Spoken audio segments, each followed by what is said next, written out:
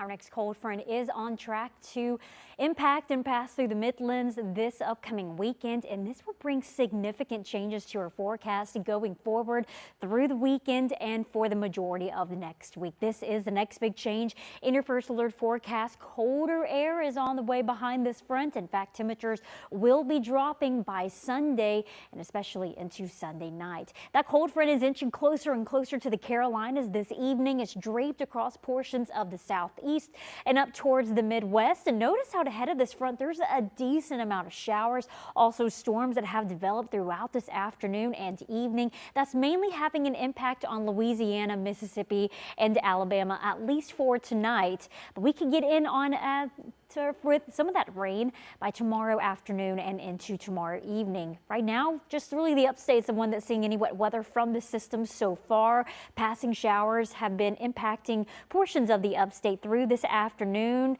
Here at home, we mostly have just been under the clouds. That will continue into this evening before rain chances start to pick up across the Midlands into tomorrow. It's not going to be an all-day type of thing if you have outdoor plans early in the morning, in the afternoon even. I think we're good to go. Rain chances likely won't be highest around here until really after 7 o'clock. Rain chances peaking close to 8 and 9 o'clock and then slowly dwindling down into tomorrow night. So it's not an all-day type of thing by any means when we're talking about the chance of rain this weekend, but some scattered showers will be a part of the forecast by the end of the day tomorrow. Here's a look at future radar. Any rain that impacts the state will likely be felt across the upstate through this evening and into tonight, but into tomorrow, though, that starts to change. That cold front gets closer to our area, and this will help spread in those scattered showers, perhaps an isolated thunderstorm to our area by tomorrow afternoon. Later on in the afternoon into the evening, likely after sunset, scattered showers at times continuing to the overnight hours, but by Sunday, any chance of rain comes to an end,